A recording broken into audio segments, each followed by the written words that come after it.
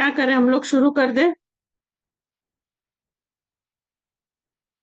कोई भी नहीं जुड़ा है, थोड़ी देर कर लेते हैं क्लास। चलो। नमो अरिहंताणं, नमो सिद्धाणं, नमो आयरियाणं, नमो उवझायाणं, नमो लोए सब साहुणं, ऐसो पंच नमस्कारो सत्व पाव परासर मंगलाणं च सावयेसि परमं हवै मंगलम्, परमं हवै मंगलम्। ये कौन है? मितेश जी के नाम पे?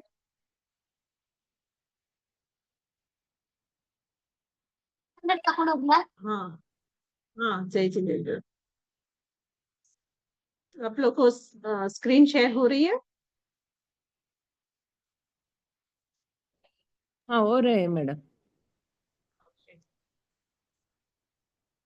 तो आज हम हमारी जो एंटीक्विटी ऑफ जैनिज्म की रिलेटेड जो सारी चर्चाएं चल रही थी, उसमें हम आज अपना नेक्स्ट ये शुरू करते हैं, आगे देखते हैं मोहनजोदड़ो और हड़प्पा के बारे में। तो अभी देखो, बहुत सारे जो विद्वान है ना, उन्होंने सिंधु सभ्यता की प्राचीनता और उनकी प्रकृति के विषय में बहुत सारी बातें कही है। तो इस सभ्यता को पुरातत्व हड़प्पा संस्कृति के नाम से जानते। तो वहां पे एक्चुअली है ना, दो नगर थे। एक था मोहनजोदड़ो और दूसरा था हड़प्पा। तो जो मोहनजोदड़ो और हड़प्पा थे ना, वो पंजाब में रावी नदी की बाएं किनारे में दो शहर थे। तो मोहनजोदड़ो दूसरे नगर का नाम था, पहला हड़प्पा और दूसरा मोहनजोदड़ो। तो इसका क्षेत्र लगभग नदी के मुहाने पर से अगर हम देखें ना, तो 250 मील था। और सर जॉन मार्शल ने भी मोहनजोदड़ो के विषय में कहा है कि यह एक स्मारक है। इसमें बहुत सारी सीलें पाई हुई है। उसमें 6 सीलें जो है ना, वो उसके बारे में भी हम लोग डिस्कस करेंगे। वो बहुत मुख्य रूप से है। और बहुत सारी प्लेटें भी पाई है, बहुत सारे बटन्स, बहुत सारी चीजें, बहुत सारे स्टेच्यूज, ये सारी चीजें भी हमको मिली है। तो इन सब के लिए भी हम लोग आगे जाके डिस्कस करेंगे। और वहां भगवान की मूर्तियां भी मिली है जो नग्न अवस्था में थे, तो वो भी सारी मैं पीपीटी के द्वारा आपको दिखाऊंगी। ये दिख रहा है आपको? हाँ मैडम। मोहनजोदड़ो हड़प्पा, ठीक है। हाँ उसके बाद में हम देखते हैं ये सारी सील। दिख रहा है आप लोग को? हाँ हाँ मैडम, दिख रहा। तो ये जो सबसे पहले वाली जो सील मैंने खोली है ना, इसको बोलते हैं पशुपति। इस सील का नाम क्या है? पशुपति। तो ये पशुपति जो सील है ना, उसमें आपको दिखता है बीच में एक राजा के जैसे एक आदमी बैठा है, और उसके दोनों हाथ ऐसे स्प्रेड किए हुए हैं। यहाँ पे आप लोग को दिख रहा है, ये एक आदमी यहाँ का उसका मुंह है, वो इसका बैठे हुए हैं, और उनके ये दोनों हाथ है। दिख रहा है? हाँ हाँ मैडम। और उसके सर पे देखो एक ताज के जैसा है, और उसके आजू बाजू बहुत सारे एनिमल्स भी है। और यहाँ पे ब्राह्मी लैंग्वेज में भी कुछ लिखा हुआ है। दिख रहा है आप लोग को? तो हाँ मैडम। यहाँ पे इस हिसाब से हमको पशुपति सील को इंडस वैली सिविलाइजेशन के वक्त जो पाया गया है। तो ऋग्वेद में भी ऋषभ देव भगवान इस प्रकार के हैं, उस ऐसी बातें आती है। और वो लोग इन इसको लॉर्ड शिवा भगवान के साथ उसको कंपेयर करते हैं। और वो क्या कहते हैं कि जैसे ऋग्वेद में ऋषभ देव एक विष्णु के अवतार थे, और ऋषभ देव को उन लोग ने लॉर्ड शिवा के साथ भी कंपेयर किया है, क्योंकि दोनों का जो लास्ट अबोर्ड है, मतलब जो पाए गए हैं, वो है कैलाश पर्वत। और कैलाश पर्वत वो ऐसी जगह है जहां पे ऋषभ देव भगवान को भी निर्वाण हुआ था। देखो आप, सब रेसेम्बलेंस कैसे कैसे मिल रहे हैं। इसीलिए कहते हैं कि ये दोनों एक ही है। और ऋषभ देव भगवान की स्किन कलर जो था डार्क, वैसा ही कलर इसका भी है, था, ऐसा कहते हैं। किसका? शिव भगवान का। इसीलिए कहते हैं कि ये जो दोनों है वो बहुत ही पावरफुल है। और ऋषभ देव को अगर हम देखें तो उसके पेरेंट्स ने, उसके माता पिता ने उसका नाम दिया ऋषभ, पर उनके जो आगमों में उसको आदिनाथ के नाम के रूप में से भी जाना जाता है। तो आदि का मतलब क्या है? फर्स्ट, स्टार्ट करने पहला। वाला। पहला। आदि, नाथ मतलब भगवान। उनको भगवान क्यों बताया? क्योंकि उन्होंने ही लोगों को असीम असी कृषि विद्या वाणिज्य सारी चीजें उन्होंने ही दिखाई, उन्होंने ही समझाई। हाँ नितेश, आप अपना नाम क्यों नहीं चेंज कर देते? मैंने किया बोलिए। मैम, वो वापस वही नाम आ रहा है। मुझे एक डाउट है, आपने बोला कि ऋषभ देव भगवान का निर्वाण हुआ है कैलाश पर्वत वीडियो पे। ऑन कीजिए। हाँ, तो बट हाँ, तो पालीताना में उनका निर्वाण नहीं हुआ है? मतलब उनका वहां पे भी कैलाश पर्वत में भी उन्होंने साधना की थी। अच्छा, ओके। तो लास्ट अब, और मतलब उनको वहां पे भी पाया गया है ना। आपका हैंड रेज डाउन कर दीजिए। तो उस हिसाब से वहां पे बहुत सारे ऐसे रिजेम्बलेंस वो लोग देख रहे हैं कि वो जो है ना वो सेम ये वही है। और उनको नाथ के रूप में भी बताया क्योंकि उन्होंने इस युग के सारी चीज परंपराओं का की शुरुआत की थी। तो इस तरह जो रेजेम्बलेंस हमको देखते हैं वो वहां पे बहुत सारे सिमिलर मिलते हैं। ठीक है, और इस सील को क्या कहते हैं? पशुपति। पशुपति। हम्म, ठीक है। हाँ। आगे बढ़ू। हाँ मैम। यहाँ दूसरा सील दिख रहा है आप लोगों को।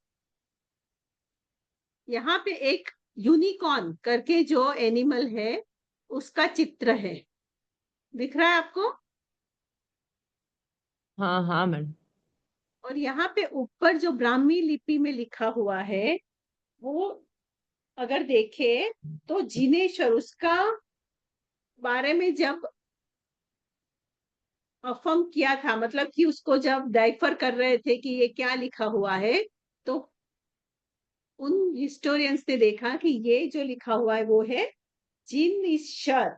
जिनेश्वर मतलब कि जिनेश्वर, जिनेश्वर का नाम वहां पे मतलब लिखा हुआ है।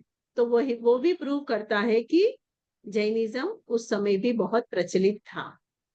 यहाँ पे दिख रहे इतने सारे सील्स। हाँ हाँ मैम। यहाँ पे जो ये जो प्लेट है उसमें ये जो राइट पोर्शन है ना, उसी को यहाँ पे एनलार्ज करके दिखाया है। राइट ऊपर एरो मार्क दिख रहा है ना। हाँ हाँ तो मैम। यहाँ पे क्या दिखाया है? एक आदमी है और उसके बाजू में दो सी से वो फाइट कर रहा है।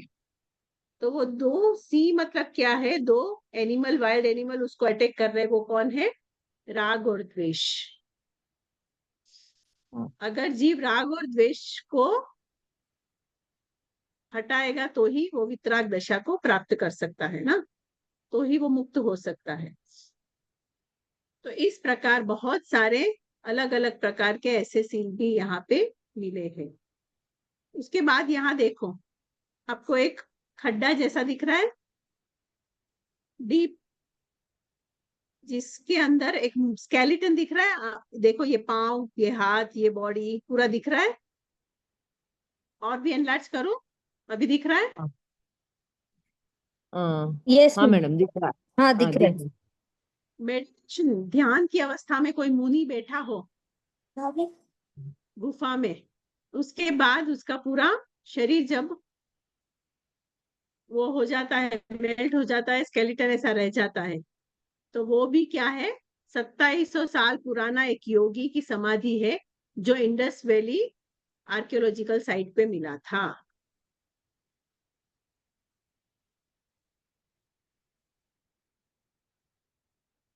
समझ में आ रहा है? तो ये भी प्रूव हाँ करता है एंटिक्विटी ऑफ जैनिज्म।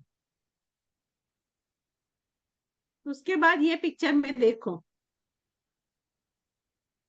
क्या दिख रहा है, बहुत सारी अलग अलग हाथी। सील्स है हाँ। जो खुदाई के हाथी। वक्त वहां पे मिली है। वहां पे भी बहुत सारे अलग अलग प्रकार की बातें जो है वो हम डेसिफर कर सकते हैं। और उसमें भी ये जो सारी सील है ना, वो सील में जो इमेज है वो भी भगवान तीर्थंकर के तीन। सिंबल्स है। तीन आप है। लोग को पता है ना, लांछन करके एक वर्ड आता हाँ। है। हाँ मैडम। 24 तीर्थंकर के 24 लांछन होते हैं। हाँ। तो उसी हाँ। प्रकार से वो भी यहाँ पे मिले थे। और हमने जैसे योगी का ये देखा, वो भी सील ही है। राइट साइड में तो गुफा में से बैठे थे, और लेफ्ट साइड में और राइट साइड में दिख रहा है ना कि उसका सील भी है। हाँ। तो उस प्रकार से सारी चीजें भी वहां पे मिलती है। यहाँ पे देखिए, इसमें ये कौन है, तीर्थंकर की मूर्ति मेडिटेशन पोस्चर में नग्न अवस्था में एक आदमी है जो नग्न अवस्था में है। उसके सिर दिख रहा है आपको, हाँ। हाँ मैडम। ये जो पार्ट है ना, उसी पार्ट को यहाँ पे मूर्ति के पत्थर में भी ये कार्व किया हुआ है, वो भी हम्म। मिल रहा है हमको। यहाँ पे भी देखो दूसरी सीढ़ी दिख रहा है। हम्म। 5 ज्ञान से राग द्वेष को हरा सकते हैं, मतलब ऐसा भी डेसिफर कर सकते हैं। फिर यहाँ देखिए, बहुत सारे बटन्स, छोटे छोटे ऐसे बटन्स मिले हैं जिसमें भी कार्व किया गया है। दिख रहा है आप लोग को, छोटा छोटा ये सारा दिख रहा है क्लियरली। हाँ मैडम।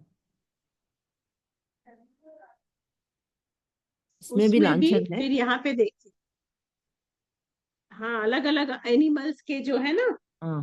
पोस्चर्स बनाए हुए हैं। हम्म। और यहाँ पे भी देखिए, इंडस वैली में Mohenjodaro Pakistan antiquity of Jainism के बारे में ये इमेज भी, दिगंबर मॉन्क की मेडिटेशन पोस्चर जिसको बोलते हैं कायोत्सर्ग। अच्छा। हम्म।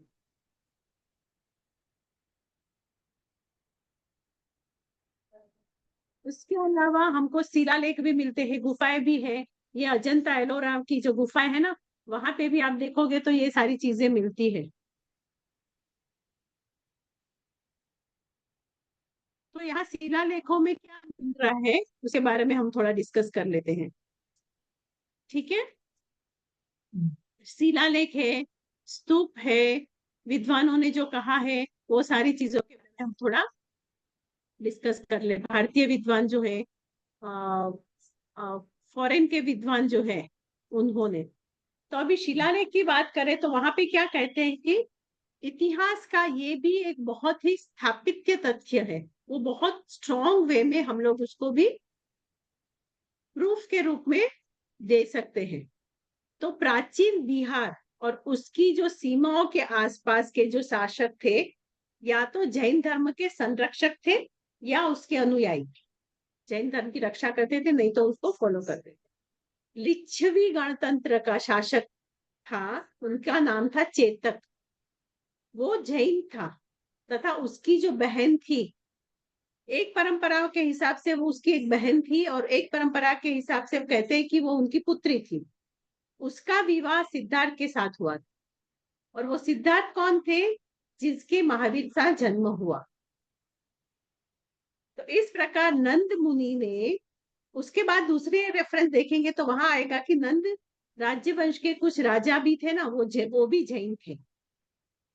और इसी प्रकार मौर्य सम्राट चंद्रगुप्त भी जैन थे, जो बाद में उन्होंने जब दीक्षा ग्रहण की तो भद्रबाहु के साथ वो दक्षिण में आ गए थे। और पार्श्व के समय में जो कलिंग की सीमाओं में जैनों द्वारा जो अधिकृति थी, अतः यह स्वाभाविक है कि इस भाग में जैन के बहुत सारे स्मारक मिलते हैं। और मथुरा के पास जो खुदाई हुई, वहां पे भी जैन के स्थापत्य, उसके महत्वपूर्ण प्रमाण में बहुत सारे उपलब्ध थे। और वहां पे तो हम देखेंगे 18वें तीर्थंकर अरनाथ से संबंधित जो शिलालेख है वो भी उपलब्ध है। तो उस शिलालेखों के संदर्भ में अगर हम बात करें तो जिसका कटा वाचन राय बहादुर गौरीशंकर और हरिशंकर झा उसने किया था और इसकी प्राप्ति अजमेर के पास बडली से हुई थी। और इसमें क्या देख सकते हैं कि उस समय जैन धर्म राजस्थान में प्रचलित था और 100 करीब 100 ईस्वी सन के पूर्व का ये जो शिलालेख है जिसमें ऋषभ देव की पूजा के लिए भी भूमि दान किया हुआ है, उसका भी उल्लेख वो शिलालेखों में अपने को मिलता है। और इस रिलेटेड डॉक्टर हीरालाल जैन ने मथुरा के जो पास एक स्तूप था उसकी शिलालेखों का उल्लेख किया है।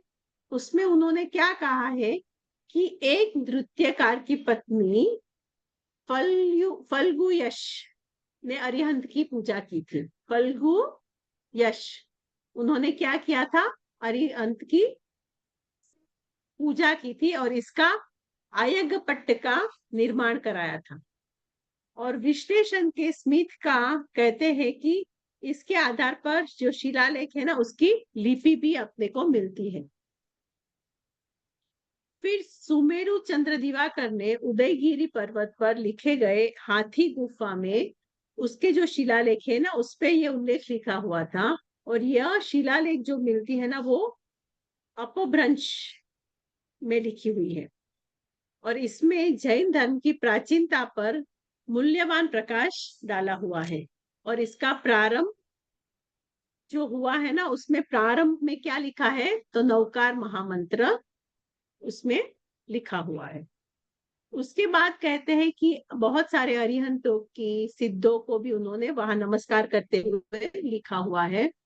इससे हमको ज्ञात होता है कि जैन राजा खारवेल उसने खंडगिरी पर्वत पर बहुत सी गुफाएं खुदवाई थी और खारवेल के इस शिलालेख में भगवान ऋषभदेव की एक मूर्ति का भी उल्लेख मिलता है, जिससे यह तथ्य स्थापित होता है कि महावीर से पूर्व ऋषभदेव की पूजा होती थी।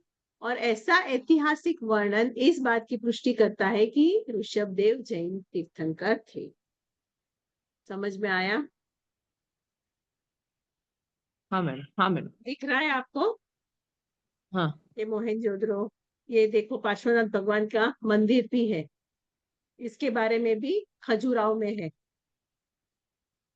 तो ये भी एंटिक्विटी को प्रूव करता है कि 3rd सेंचुरी बीसी का है और उसमें जैन तीर्थंकर की मूर्ति है। ये देखो अंदर का पार्ट, यक्ष का, महावीर के साथ यक्ष यक्षिनी, उसका एलोरा केव्स में भी उसकी दिख रहा है ना आपको हाँ पिक्चर हाँ पीपीटी हाँ में। मैडम, फिर ये देखो और एक है, ये भी जैन इंस्क्रिप्शन को बिलोंग करता है मेडिवल पीरियड के समय में।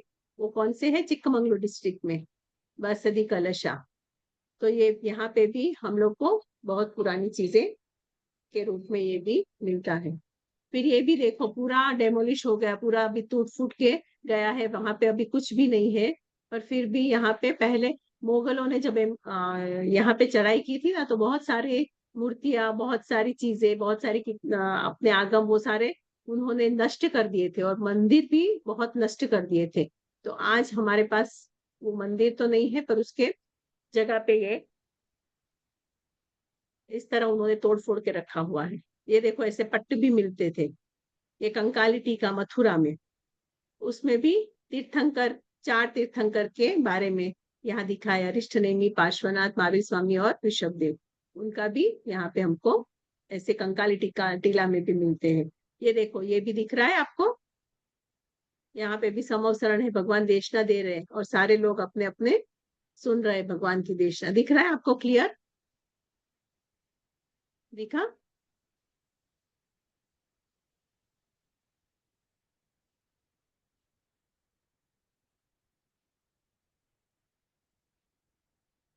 दिख रहा है आप लोग को? हाँ मैडम, जी मैम। तो इस प्रकार बहुत सारे चीजें से प्रूव होता है कि जैन धर्म कितना प्राचीन था। अच्छा उसके बाद हम देखें ना तो बहुत सारे विद्वानों ने, जैसे कि फॉरेन स्कॉलर्स थे, उन्होंने भी बताया कि जैन धर्म की प्राचीनता के विषय में उन्होंने, उनमें हरमन जे कवि थे, उनका भी एक लेख मिलता है। उसके लेख में भी उन्होंने उल्लेख किया है कि उनका कहना है कि हमें उन उल्लेखों के द्वारा ये आधार, ये प्रमाण लेना है कि जो बहुत मनुष्य, ये सारी जो घटनाएं हुई है वो बहुत ही प्राचीन है, और उनके उल्लेख के द्वारा ये सब स्ट्रांगली प्रमाण हो जाता है कि जैन धर्म प्राचीन धर्म था। दूसरे धर्मों की बात की जाए उससे भी जैन धर्म क्या था, बहुत ही प्राचीन धर्म था। फिर doctor Fuhrer, doctor professor Eli Barnett, ये दोनों ने भी स्वीकार किया है कि 22वें जो तीर्थंकर थे नेमिनाथ, उनका एक हिस्टोरिकल, पूरा ऐतिहासिक व्यक्तित्व थे, व्यक्ति थे। तो उन्होंने भी ये सारी चीजें बहुत प्राचीन हुई है उसका भी उल्लेख उन्होंने दिया है। मैक्लॉन्डर ने भी हिंदू पुराणों की प्राचीनता के उल्लेख किया। तब उन्होंने कहा कि जैन धर्म की प्राचीनता ब्राह्मण धर्म से पहले सिद्ध हुई थी। मतलब ब्राह्मण जो आए थे, हिंदू धर्म जो था उससे भी पहले कौन सा धर्म था, जैन धर्म था। मैं ऑडिबल? संध्या जी आपका वीडियो वो हो गया है, हाँ सुनाई दे हाँ रहा है मैडम, ना? हाँ सुनाए हाँ, सुनाए जा रहा है। हाँ मैम। और उसके उपरांत हम देखें तो भारतीय विद्वानों ने भी बहुत सारी बातें की हुई है। उसमें उन्होंने ये निष्कर्ष निकाला, किसने, डॉक्टर राधा कृष्णन ने, उन्होंने उनके मत के अनुसार उन्होंने कहा कि जैन धर्म प्राचीन धर्म है।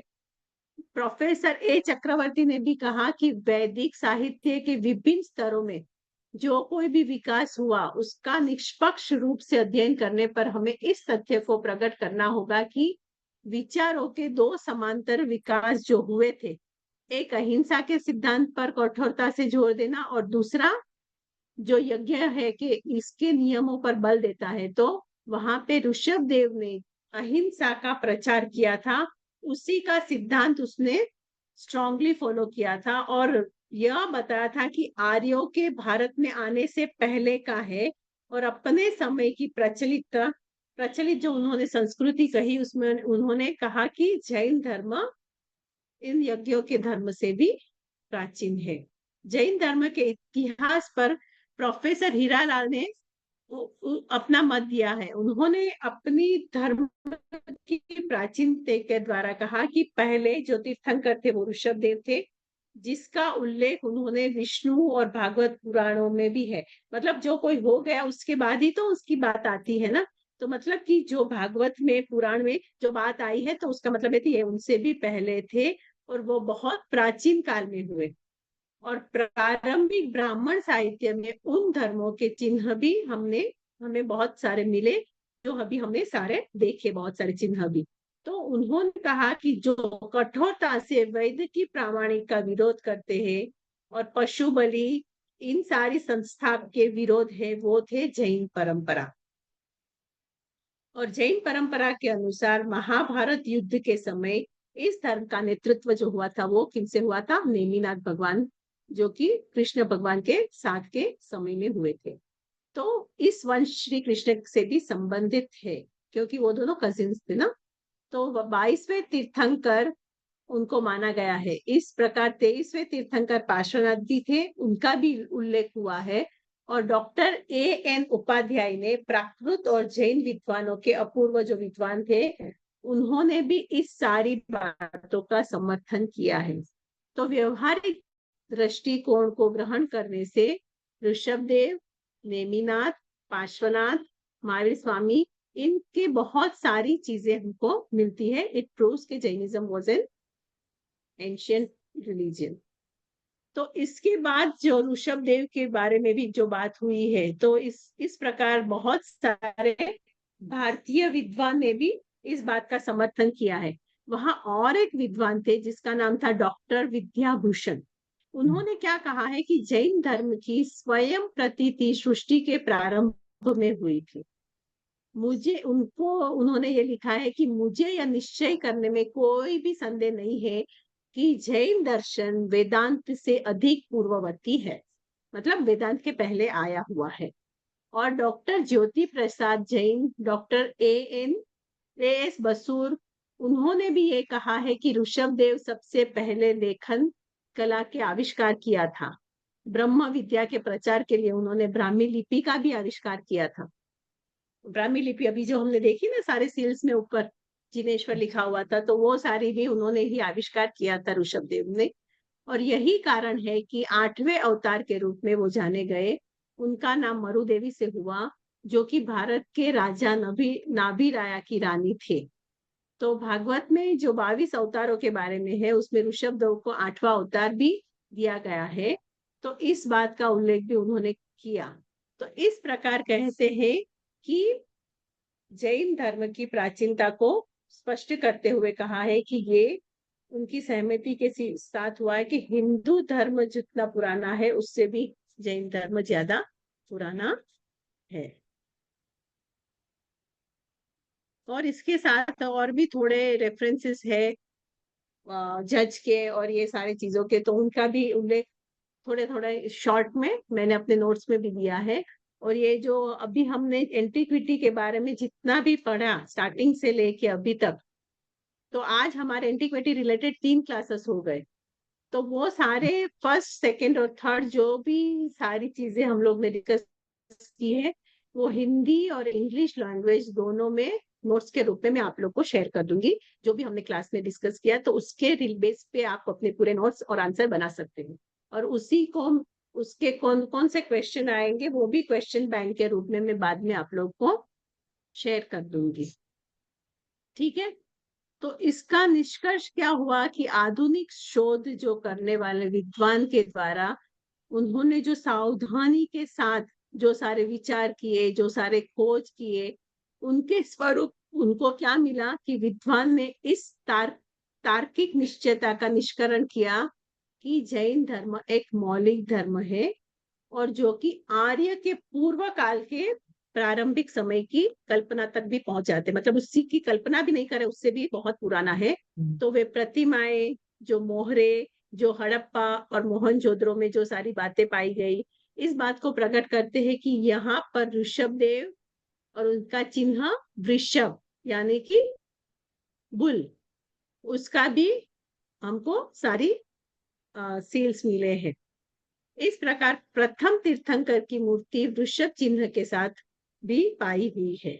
और 7वें तीर्थंकर शुपार्श्वनाथ का भी चिन्ह और बहुत सारे स्वस्तिक भी पाए हैं, जो शायद मैं इसमें पीपीटी में डालना भूल गई। स्वस्तिक तो पता है ना आप लोग को, साथिया जो हाँ। मंदिर में श्वेतांबर मंदिर में जाके करते हैं। और वो स्वस्तिक जो होता है वो क्या प्रूव करता है? 4 गति को। चार तो जो लाइन ऐसे होती है ना, चारों लाइन, यहाँ पे मैं ड्रॉ करके दिखाती हूँ। चार अनुयोगों का प्रतीक है भी बोलते हैं ना मैडम, वो भी बोलते हैं ना। हाँ, दिगंबर परंपरा में वो भी बात हाँ, भी चलती है। वो भी बात। हाँ, शेयर कर रहा था, यहाँ पे नहीं हो रहा है, व्हाइट बोर्ड नहीं दिख रहा है ना।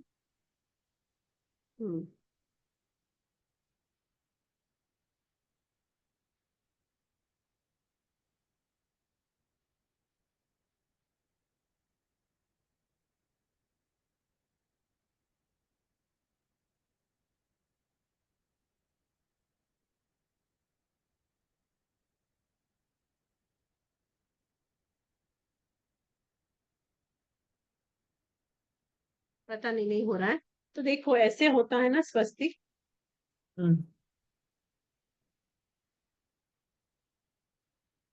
स्वस्तिक मालूम। एक लाइन ऐसे जाती है, एक लाइन ऊपर जाती है, एक लाइन नीचे जाती है। बराबर दिख हाँ, रहा है आपको? पता नहीं दिख रहेगा। तो जो ऊपर लाइन जाती है वो क्या क्या समझाती है? देव वो गति। ऊपर की गति कौन सी है? कौन सी गति ऊपर जाती है? मनुष्य गति है नहीं, वो देव देवलोक। देव गति। देवलोक, देव। ऊपर हाँ, देवलोक है और नीचे नरक गति। नीचे नरक। वेरी नरक। गुड, नरक गति। अभी जो दूसरी जो गति है ना, उसमें जो नीचे की लाइन आती है स्वस्तिक में, वो तिर्यंच की है। सीरियस और की ऊपर है, की जो है वो मनुष्य की। मनुष्य गति है। समझ में आ गया? तो इस हाँ, प्रकार की 4 गति जो होती है स्वस्तिक में, उसको भी वहां पे समझाया गया है। तो स्वस्तिक की उसके भी सिंबल्स, बटन्स में भी उसको पाया। तो स्वस्तिक के भी बहुत सारे रेफरेंसेस वहां पे मिलते हैं। और मोहर पर जो जिनेश्वर शब्द भी लिखा हुआ था वो भी मैंने आपको दिखाया। तो वो भी प्रूव करता है जैन धर्म को।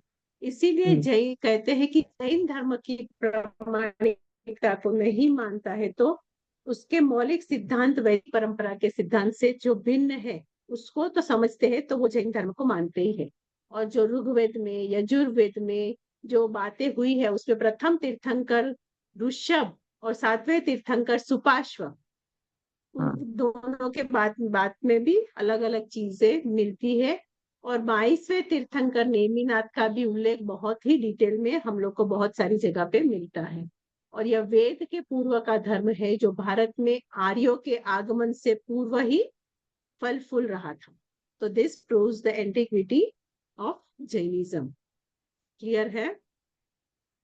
हाँ यहाँ पे मैडम। और कोई डाउट है? हाँ मैम। हाँ बताइए। नहीं। क्लियर है ना? समझ में आ गया ना आप लोग को? हैप्पी रक्षाबंधन। कैसा रहा आप लोग का रक्षाबंधन? हो गया? मैम मैं अभी बस क्या राखी सेलिब्रेशन? बांधने जा रही हूँ रास्ते में। अच्छा, इसीलिए मुझे लगता है आज बहुत कम लोग ज्वाइन हुए हैं।